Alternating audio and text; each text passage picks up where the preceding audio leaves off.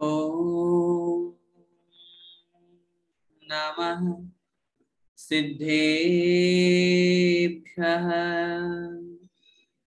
ॐ नमः सिद्धेभ्यः।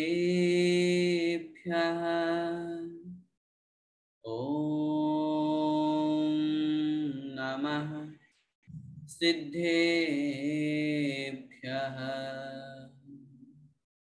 मोक्षमार्गस्य नेतारं भेत्तारं कर्मभूभृतां ज्ञातारं विश्वतत्त्वानां वन्दे तद्गुणलब्धये। पंच परमेष्टि भगवान की जय।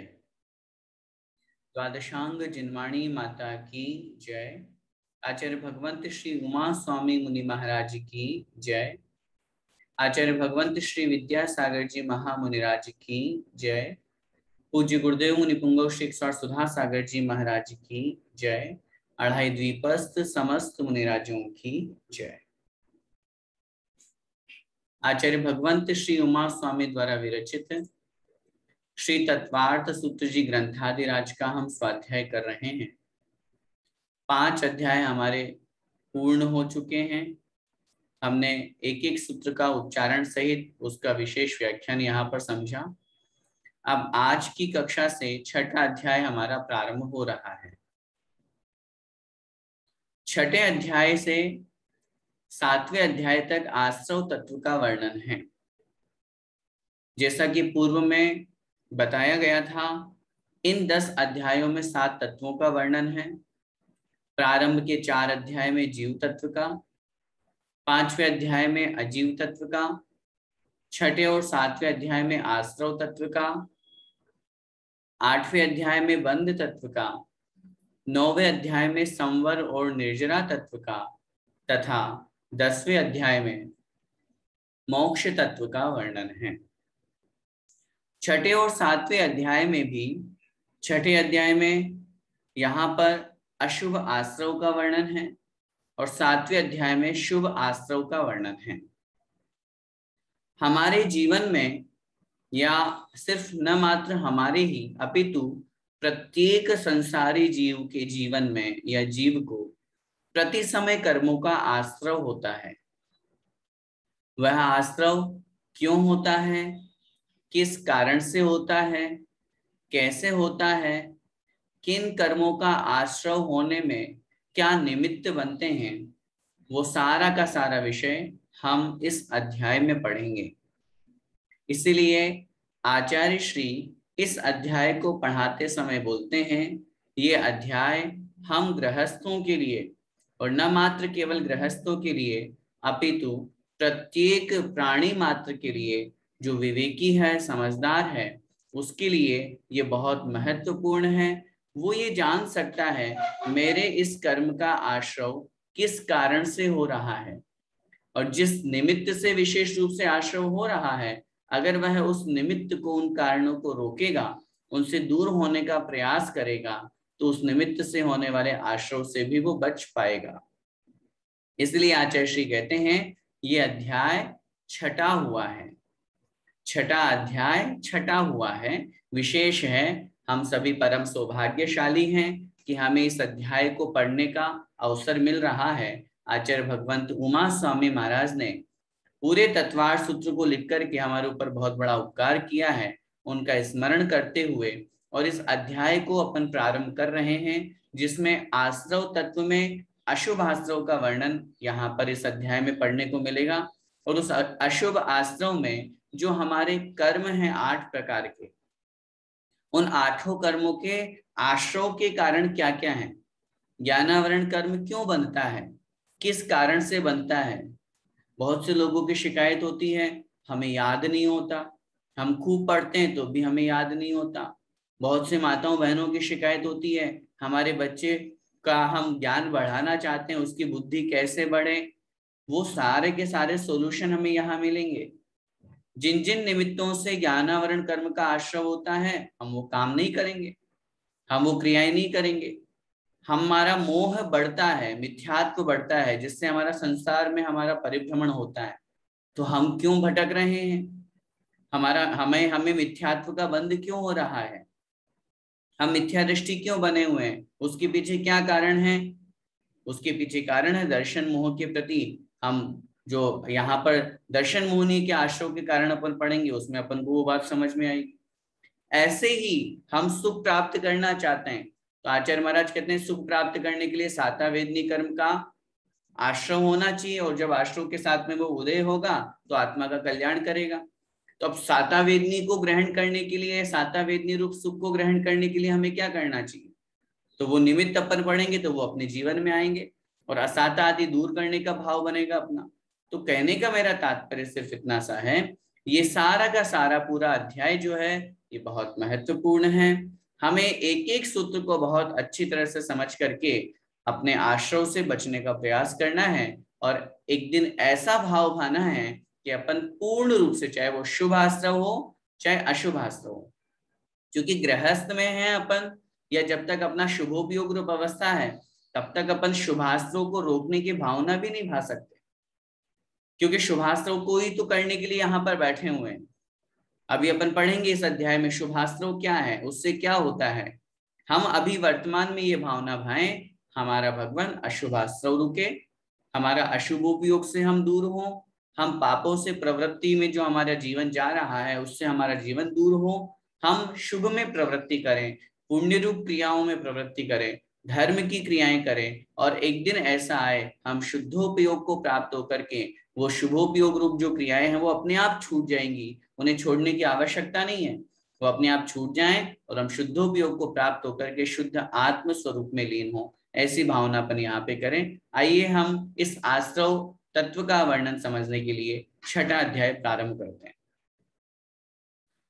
काय, बोलिए, काय वांग मनः कर्म योग है।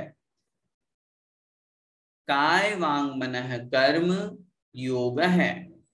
बोलिए, काय वांग मनः कर्म योग है।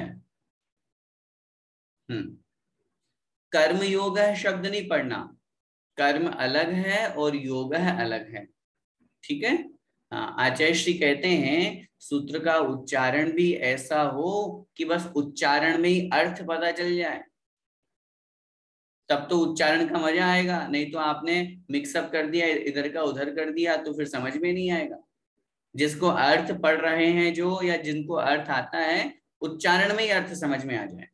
तो इसलिए अपन बोलेंगे काय वांग मनः कर्म योग है, ठीक है।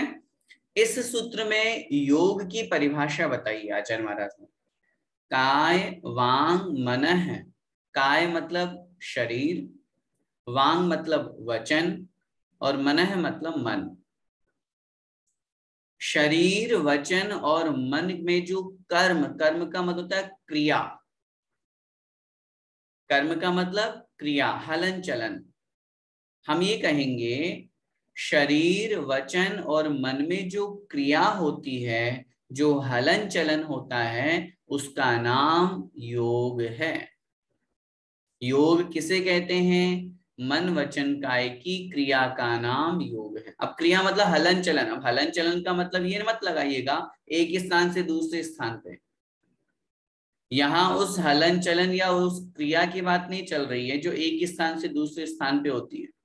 सामान्य रूप से जो परिस्पंदन हुआ, जैसे हमारे यहाँ पर एक शब्द प्रयोग किया गया परिस्पंदन, मन वचन काय के निमित्त से आत्म प्रदेशों में जो परिस्पंदन हुआ, आत्म प्रदेशों में जो हलन चलन हुआ, उसका नाम है योग।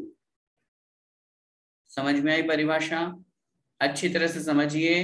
मन, वचन और काय, इन तीनों योगों के निमित्त से आत्मा में या आत्म प्रदेशों में, बात एक ही है, आत्मा कहें या आत्म प्रदेश कहें, एक ही बात है। उन आत्म प्रदेशों में जो परिस्पंदन होता है, जो हलन चलन होता है, जो क्रिया होती है या जो परिवर्तन होता है, उसका नाम योग है।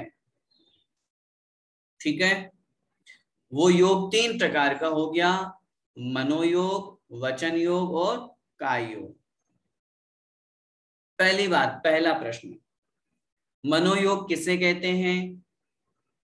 मन के निमित्त से आत्म प्रदेशों में जो परिस्पंदन हुआ उसका नाम है मनोयोग। क्योंकि मन ने विचार किया। अब ये देखिए, अब ये मनोयोग कैसे होता है? मन, जिसके पास में मन है, द्रव्य मन और भाव मन, यहाँ मुख्य रूप से अपन उन्हीं की चर्चा करेंगे। तो जो मन के निमित्त से आत्म प्रदेशों में परिस्पंदन हुआ उसका नाम है मनोयोग। हमने शब्द बोले, वचनों का प्रयोग किया, तो वचन योग प्रयोग हुआ। तो वचनों के निमित्त से अब जो आत्म प्रदेश है, हमारी आत्मा जो है, उसमें जो चेंजेस हुआ, जो परिवर्तन हुआ, जो परिणमन हुआ, जो परिवर्तन हुआ, जो हलन चलन हुआ, जो परिस्पंदन हुआ, उसका नाम है वचन योग। और शरीर ने कोई क्रिया की, हाथ पैर हिलाया डुलाया, नमस्कार किया, उठे बैठे, शरीर के निमित्त से आत्म प्रदेशों में जो परिस्पंदन होता है उसका नाम है काय योग। समझ में आई बात? जिसके निमित्त से, जिस योग के निमित्त से परिस्पंदन होगा वो वाला वो योग बन जाएगा। और सामान्य योग की परिभाषा, मन वचन काय के निमित्त से आत्म प्रदेशों में परिस्पंदन। अब प्रश्न एक बनता है, सामान्य रूप से हम सभी जब भी योग की चर्चा करते हैं तो हम क्या बोलते हैं? मन वचन काय, है ना? और यहां पर आचार्य महाराज ने जो सूत्र लिखा, काय वांग मन है, मतलब हम जो बोलते हैं वो उल्टा बोलते हैं, है ना? मन वचन काय। यहां आचार्य महाराज ने पहले काय लिखा, फिर वचन लिखा और फिर मन लिखा। ऐसा क्यों? ये भी नियम होता है, ऐसे नहीं लिख देते आचार्य महाराज की यहाँ पहले किसी को भी लिख दो। अपन जो बोलते हैं वो अपनी अपेक्षा से ठीक है कि योग अपन को बनाना है, या योग की परिभाषा या योग के प्रकार, इसलिए अपन ने बोल दिया। लेकिन बात यहाँ पर ये चल रही है कि काय शब्द का प्रयोग आचार्य महाराज ने यहाँ सबसे पहले क्यों किया? आचार्यों ने इस विषय में उत्तर दिया। टीकाकार आचार्य भगवंत लिखते हैं, तीनों योगों में से इस संसार में सबसे ज्यादा कौन से योग वाले हैं? जीव। बोलिए उत्तर क्या मिलेगा? काय योग वाले। पहले तो ये लगाइए, मन किनके होता है? संगी पंचेंद्रिय जीवों के, मनुष्यों के होगा और देव और नारकियों के होगा, और तिर्यंचों में मात्र जो संगी पंचेंद्रिय है उनके होगा। ठीक है ना? वचन किनके होंगे? 2 इंद्रिय से लेकर के 5 इंद्रिय तक के जीवों के होंगे। और काय मात्र तो प्रत्येक जीव के हैं। हम जो अनंतानंत जीवों की संख्या लगाते हैं वो एक इंद्रिय में ही बनती है। पंचेंद्रिय में तो संख्यात और असंख्यात संख्या है। देव नारकी कितने हैं? असंख्यात। देव भी असंख्यात, नारकी भी असंख्यात, मनुष्य संख्यात, तिर्यंच है सबसे ज्यादा, तो उनमें भी एक इंद्रिय है। तो क्या मतलब हुआ? काय योग धारण करने वाले जीव सबसे ज्यादा हैं। या हम यूं भी कह सकते हैं कि काय योग से जो आश्रव होता है वो वाले जीव ज्यादा हैं, सबसे ज्यादा, इसलिए सबसे पहले काय योग को लिखा। फिर काय योग के साथ में वचन योग बाद में इसलिए लिया क्योंकि काय से और कम कौन है? वचन, सॉरी, काय सबसे ज्यादा है, फिर काय के बाद में वचन योग वाले 2 इंद्रिय से लेकर के पंचेंद्रिय तक के, और मनोयोग वाले तो बहुत कम जीव हैं। तो इस अपेक्षा से आचार्य महाराज ने यहाँ पर काय वांग मन है इस क्रम को यहाँ पर रखा है। ठीक है, समझ में आया? अपन को ये भी यहाँ पर समझना है, और विशेष व्याख्यान अन्य ग्रंथों से अपन पढ़ सकते हैं। मनोयोग के 4 भेद होते हैं, सत्य मनोयोग, असत्य मनोयोग, उभय मनोयोग और अनुभय मनोयोग। ऐसे वचन योग के 4 भेद, सत्य वचन योग, असत्य वचन योग, उभय वचन योग और अनुभय वचन योग। काय योग के 7 भेद होते हैं। काय योग के 7 भेद होते हैं। औदारिक काय योग, औदारिक मिश्र काय योग, वैक्रियक काय योग, वैक्रियक मिश्र काय योग, आहारक का योग, आहारक मिश्र का योग और कार्मण का योग। इस प्रकार ये 7 प्रकार के काय योग होते हैं। कुल मिलाकर के अगर हम इन योगों को और डिटेल करें तो 4 मनोयोग, 4 वचन योग और 7 काय योग, कुल 15 प्रकार के योग बन जाते हैं।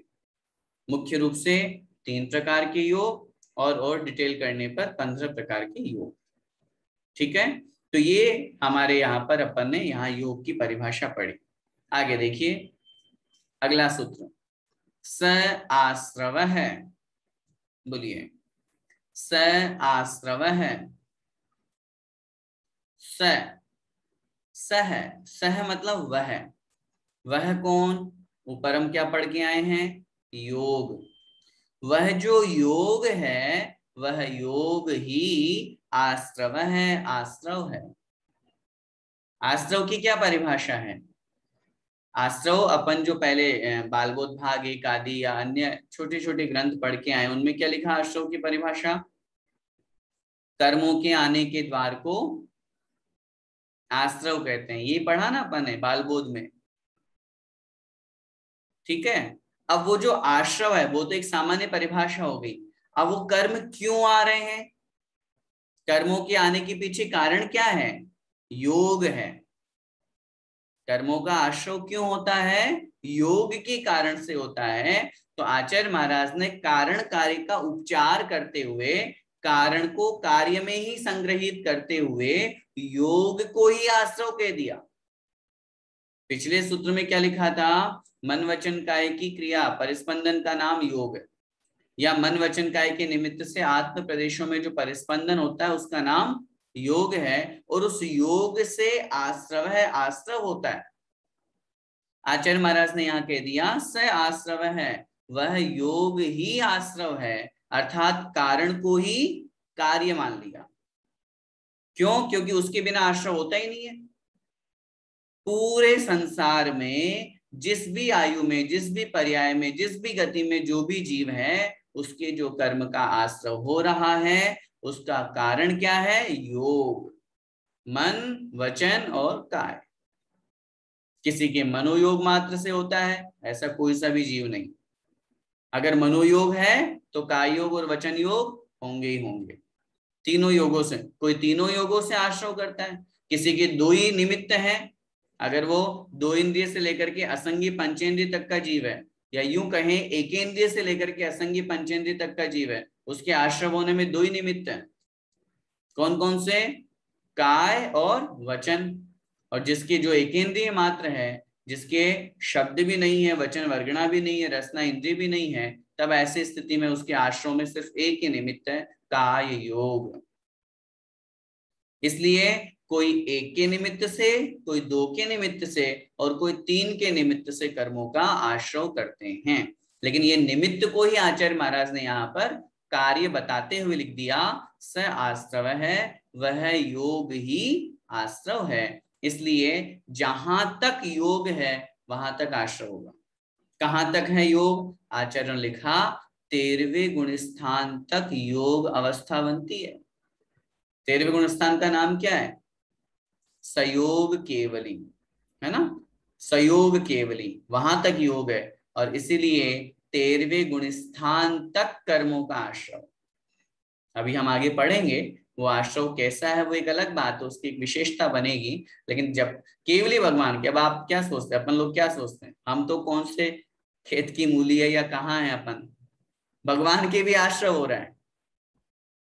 कौन से भगवान के? सिद्ध भगवान के नहीं, अरिहंत भगवान के, केवली भगवान के। 13वें गुण स्थान तक, 13वें गुण स्थान तक के जो केवली भगवान हैं उनके आश्रव है। क्यों आश्रव? क्योंकि वहां योग है। कौन सा योग है? वहां वचन योग भी है, वहां काय योग भी है। मन भले ही नहीं है तो क्या हुआ? द्रव्य मन मात्र बना हुआ है, लेकिन मनोयोग काम नहीं कर रहा, क्योंकि जो मनोयोग या कोई सा भी योग है ये, इसमें वीर्यांतराय कर्म के क्षयोक्षम की आवश्यकता होती है, तभी ये कार्य करते हैं। अंतराय कर्म भगवान का वहां पर समाप्त हो चुका है, लेकिन चूंकि अभी शरीर है और वचनों के माध्यम से उनका उपदेश हो रहा है, इसलिए 2 निमित्त है वहां पर, सयोग केवली अवस्था है। इसलिए पहले गुण स्थान से लेकर के 13वें गुण स्थान तक कर्मों का आश्रव प्रति समय जीव कर रहा है। प्रति समय शब्द का प्रयोग किया आचार्यों ने। प्रति समय का मतलब क्या होता है? एक भी समय ऐसा नहीं जब, समय के मतलब 1 मिनट में 60 सेकेंड, 1 सेकेंड में असंख्यात आवली और 1 आवली में असंख्यात समय। प्रति समय कर्म का आश्रव हो रहा है। ठीक है, तो इसलिए उस आश्रव को अपन को बहुत सावधानी से समझना है। कौन सा आश्रव हो रहा है, किन परिणामों से हो रहा है, वो आगे के सूत्रों में पढ़ेंगे। इस सूत्र में आचार्य महाराज बहुत स्पष्ट ये कह रहे हैं, मन वचन काय इन तीनों क्रियाओं से, इन तीनों योगों के निमित्त से आत्म प्रदेशों में जो परिस्पंदन होता है उसे योग कहते हैं। एक सामान्य और बहुत अच्छी परिभाषा हम ये भी कहें आश्रव की, कर्मण वर्गणाओं का कर्मरूप परिणत हो जाना ही आश्रव है। पूरे तीनों लोकों में कर्मण वर्गणाएं ठसाठस भरी हुई है, ऐसा एक भी स्थान नहीं है जहां पे कर्मण वर्गणाएं नहीं है।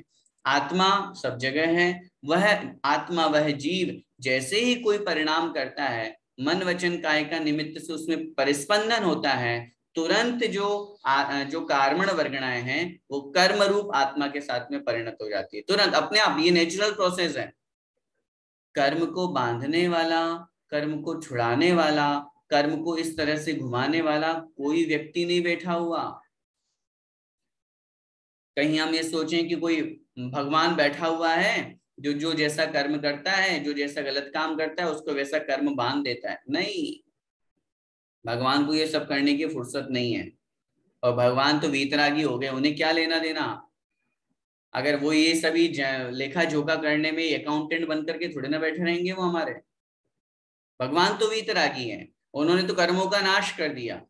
ये नेचुरल प्रोसेस है। सोचिए, पूरे तीनों लोकों में अनंतानंत जीव हैं और सब जीवों के साथ में अन्य हमारा लेखा जोखा या हमारा अकाउंट तो कम ज्यादा का हो जाता है, कभी कभी बैलेंस मिलता नहीं है, लेकिन कर्मों का बैलेंस कभी भी गलत नहीं होता। जो जैसा कर्म करता है तुरंत वैसा फल उसको मिल जाता है। उसके कर्म की कितनी आबादा होती है, वो कर्म कब बनता है, कब उदय में आएगा, कैसा बंधा हुआ है, तीव्र अनुभाग वाला है या कम अनुभाग वाला है, उसकी फलदान शक्ति कैसी है, ये सारा के सारी जो प्रोसेस है, कौन सा कर्म बंधेगा, उसने क्या काम किया था जिस कारण से उसका ज्ञानावरणी बंधेगा, कि 8 कर्म एक साथ बनेंगे कि 7 बनेंगे, आयु कब बनेगी, सब अपने आप सब फिक्सिंग है। सब नेचुरल प्रोसेस, इसमें किसी को कुछ भी करने की आवश्यकता नहीं है। इसलिए हम परिभाषा लिखेंगे, कर्मण वर्गणाओं का कर्म रूप परिणत हो जाना आश्रव कहलाता है। एक बात और अच्छी तरह से समझिएगा, आश्रव और बंध जो है वो एक समय वर्ती है। जिस समय कर्म आए उसी समय आत्मा में बंध गए, जिसको अपन अपनी भाषा में बोलते हैं चिपक गए। अपन उदाहरण में लगाते हैं, ये आत्मा हो गई और कर्म आकर के चिपक गए। ये एक उदाहरण मात्र है, कर्म ऊपर से चिपकते नहीं है। आत्मा के साथ में कर्मों का कौन सा संबंध है? संश्लेष संबंध है। संश्लेष का मतलब क्या होता है? एक में एक, दूध में पानी की तरह।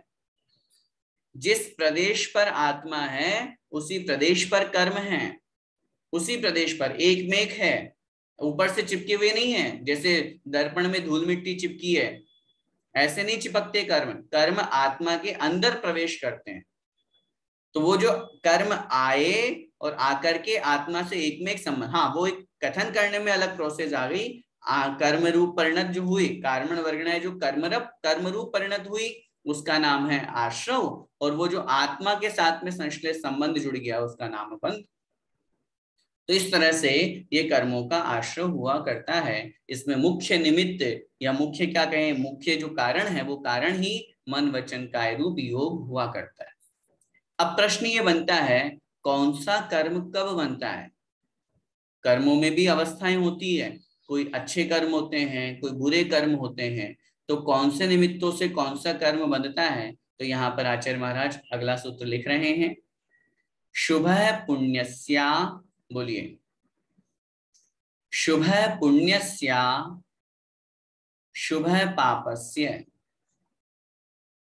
शुभः पुण्यस्य शुभः पापस्य। बोलिए। शुभः पुण्यस्य शुभः पापस्य। शुभः पुण्यस्य और संधि विच्छेद करेंगे तो यहां से निकलेगा अशुभः पापस्य, है ना। पुण्यस्य शुभ है ना, संधि विच्छेद करेंगे पुण्यस्य अशुभः। शुभः पुण्यस्य अशुभः पापस्य। देखिए, पुण्य और पाप की इतनी सिंपल परिभाषा, इतनी सरल परिभाषा हमने कहीं नहीं पढ़ी। लोग घबराते हैं, पुण्य क्या है, पाप क्या है। बहुत सिंपल सी बात है। शुभ है, शुभ योग होने से पुण्यस्य, पुण्य का आश्रव होता है। शुभ योग होने से, शुभ माने शुभ, शुभ योग होने से पुण्यस्य, पुण्य का आश्रव होता है। अशुभ है, अशुभ योग होने से पापस्य, पाप का आश्रय होता है। बहुत सीधी सिंपल परिभाषा। अब समझिए विषय को। शुभ योग होने पर पुण्य का आश्रय और अशुभ योग होने पर पाप का आश्रय, क्या मतलब हुआ। शुभ योग मतलब मन वचन और काय हमारे शुभ हो। योग मतलब मन वचन काय, और शुभ का मतलब शुभ, अच्छे, हितकारी, कल्याणकारी, मंगलकारी, अच्छा विचार करने वाले। क्या मतलब हुआ, जब मन वचन और काय की प्रवृत्ति शुभ होती है तो पुण्य कर्म का आश्रय होता है। जब मन वचन काय की प्रवृत्ति अशुभ होती है तो पाप का आश्रय होता है। मन की प्रवृत्ति शुभ, हमने मन से अच्छा विचार किया, अच्छा स्तवन कर रहे हैं मन से, अभी वचन में नहीं आए हम। मनोयोग शुभ कब होगा, जब हम मन से अच्छा विचार करेंगे। बैठे हैं यहाँ और यहाँ से बैठे बैठे आचार्य श्री का चिंतन कर रहे हैं, आचार्य श्री के बारे में सोच रहे हैं। पहले जब आचार्य श्री के गए थे तो उस पूरे उस समय को याद कर रहे हैं। उनके सामने हमने पूजा की थी, उनका स्तुति की थी, उनका गुणगान किया था, उनके दर्शन किए थे, उनसे चर्चा की थी, उनसे आशीर्वाद मिला था, उनका प्रवचन, सबको मन से अच्छा विचार हो रहा है कि नहीं। सम्य शिखर जी की यात्रा यहाँ से बैठे बैठे कर रहे हैं। कुंडलपुर के बड़े बाबा का चिंतन यहाँ से बैठे बैठे कर रहे हैं। हाथ में माला है और मन ही मन में हम नमोकार मंत्र या अन्य किसी मंत्र का जाप कर रहे हैं। मन से हम किसी के बारे में अच्छा विचार कर रहे हैं, उसका शुभ हो, कल्याण हो, मंगल हो, निरोगी हो, स्वस्थ हो, भगवान से प्रार्थना कर रहे हैं मन से बैठे बैठे, भगवान कोरोना महामारी समाप्त हो। मन से अच्छा विचार करना, जितनी देर हम मन से अच्छा विचार करेंगे उतनी देर हमारे जो कर्म बनेंगे। देखिए, ये बात बहुत अच्छी तरह से समझिएगा, ये विषय बहुत महत्वपूर्ण है। कर्म तो प्रति समय बनेंगे, अब हमारे ऊपर डिपेंड है कि हम कौन से कर्मों को बांध रहे हैं। अभी हम यहाँ पर बैठे हुए हैं, तत्वार सूत्र जी पढ़ रहे हैं, अपने अपने घरों में बैठ करके हम इसको पढ़ रहे हैं, अच्छा विचार कर रहे हैं, अच्छा सुन रहे हैं, अच्छा बोल रहे हैं, अच्छा कर रहे हैं, क्या होगा, पुण्य का आश्रय। मन से अच्छा विचार करने पर शुभ योग बना, मनोयोग शुभ बना, पुण्य का आश्रय। बहुत सीधी सी बात। वचन योग शुभ करो, वचन से हम स्तुति पढ़ रहे हैं, भक्तामर का पाठ पढ़ रहे हैं, पूजाएं पढ़ रहे हैं, स्तोत्र स्तुति पढ़ रहे हैं, शास्त्र पढ़ रहे हैं, पढ़ करके सुन रहे हैं, सुना रहे हैं। वचन से किसी को अच्छा शब्दों का प्रयोग कर रहे हैं, किसी की प्रशंसा कर रहे हैं, हितकारी प्रिय शुभ वचन बोल रहे हैं, किसी को बहुत अच्छा उसका स्नेह दे रहे हैं। ये सारी की सारी हम क्रियाएं कर रहे हैं, किसके माध्यम से, वचनों से। तो हमारा वचन योग क्या हुआ, शुभ। हमारे वचनों के माध्यम से शुभ की प्रवृत्ति हुई, जितनी देर हम बोलेंगे उतनी देर हमारे क्या होगा, पुण्य से, पुण्य का आश्रय होगा। किसी के बारे में हितकारी वचन बोलना, गुणगान करना। हमने आपको कहा आचार्य श्री के बारे में 5 मिनट बोलिए, तो आपने जो 5 मिनट बोला, वो 5 मिनट जो आपने वचन योग का प्रयोग किया, उससे क्या हुआ, पुण्य से, पुण्य का आश्रय। ऐसे ही गुणगान, कोई भी अच्छा कार्य हम वचनों से कर रहे हैं, बोल रहे हैं। तीसरा है काय, शरीर। शुभ काय योग कब बनेगा, जब हम अपने काय से, अपने शरीर से शुभ की प्रवृत्ति करेंगे, अच्छी प्रवृत्ति करेंगे। कब होगा वो, जब तीर्थ वंदना के लिए जाएं, भगवान के दर्शन करने जाएं शरीर से। अब अपन को क्या लगाना है, शरीर से अच्छी प्रवृत्ति, शुभ प्रवृत्ति। कब बनेगी ये, जब हम भगवान के दर्शन करेंगे, हाथ जोड़ के नमोस्तु करेंगे, पूजन करेंगे, अभिषेक करेंगे, तीर्थ वंदना करेंगे, मुनिराजों को दान करेंगे, आहार देंगे, चौका लगाएंगे, बैठ करके स्वाध्याय करेंगे, शरीर से झुकेंगे, नमस्कार करेंगे। शरीर के माध्यम से जितनी वैयावृत्ति करेंगे मुनिराजों की, चतुर्विध संघ की, तो ये क्या होगा, काय की शुभ प्रवृत्ति होगी, शरीर की शुभ प्रवृत्ति होगी। और इससे जितनी देर हम करेंगे उतनी देर क्या होगा, पुण्य से, पुण्य का आश्रय होगा। बहुत सीधी सी परिभाषा, शुभ मन, शुभ वचन और शुभ काय होने से पुण्य से, पुण्य का आश्रय होता है।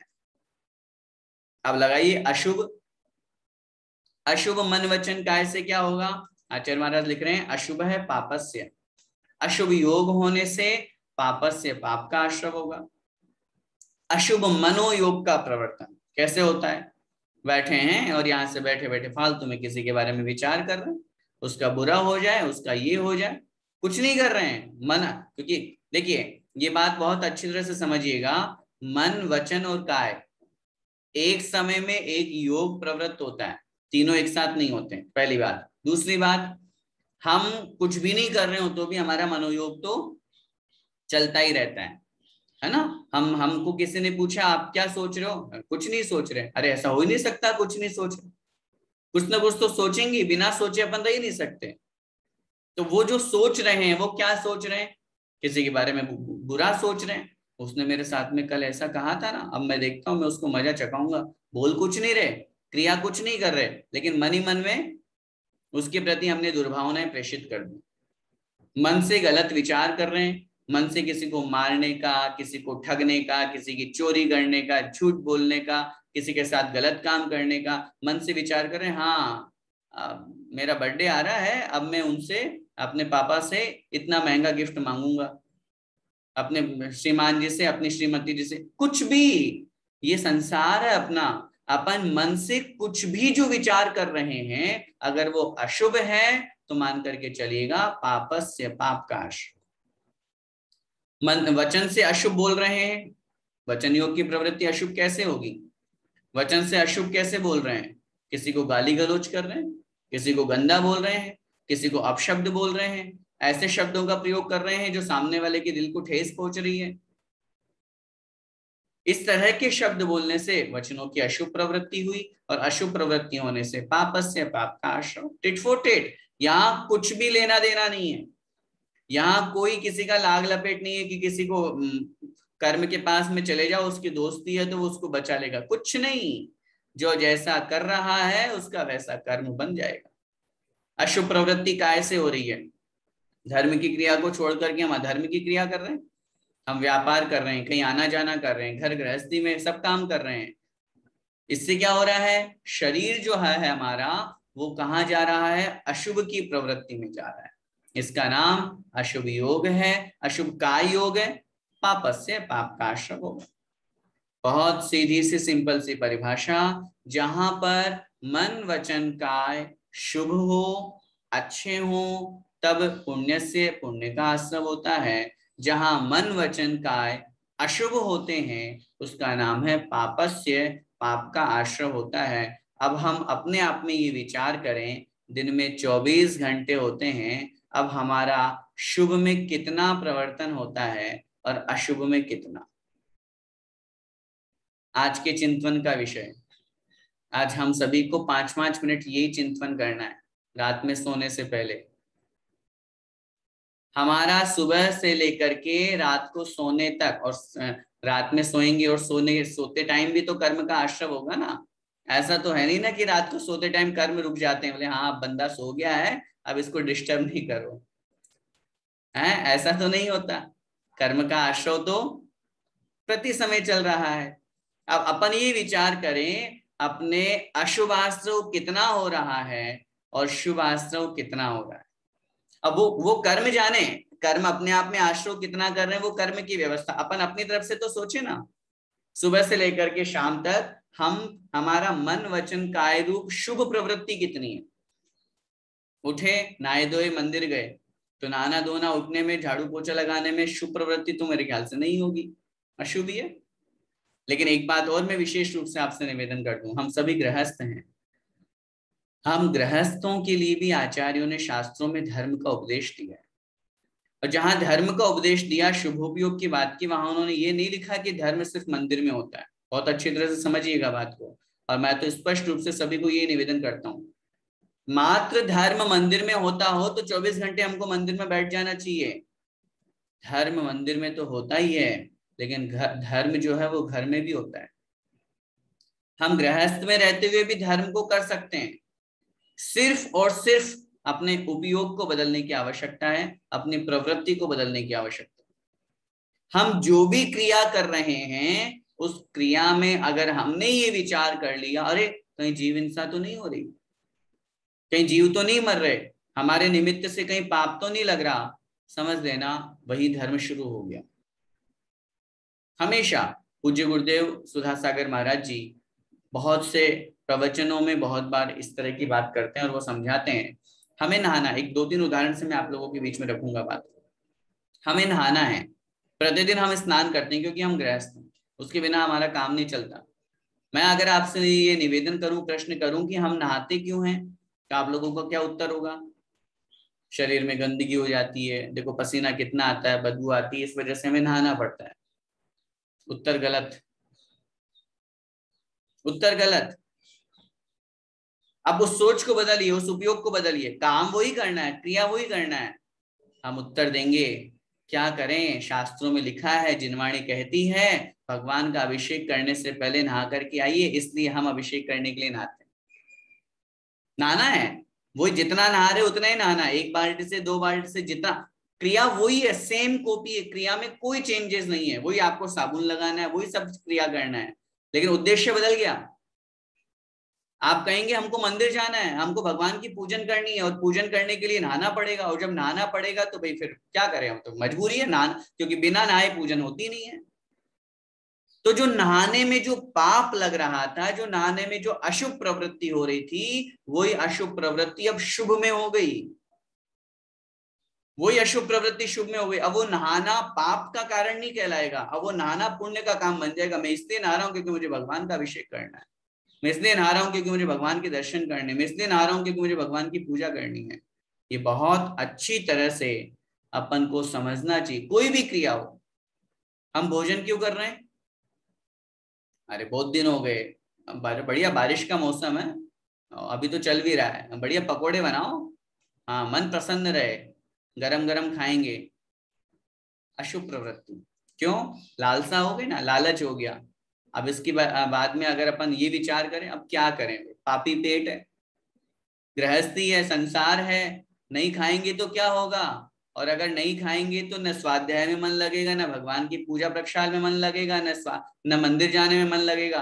इसलिए क्या करें, अब खाना है, ठीक है ना? तो इसलिए क्या कहेंगे अपन? अपन कहेंगे पेट पापी नहीं है, पेट पाप कराता है। पेट तो पेट है, बेचारे पेट को क्यों पापी बोल रहे हो?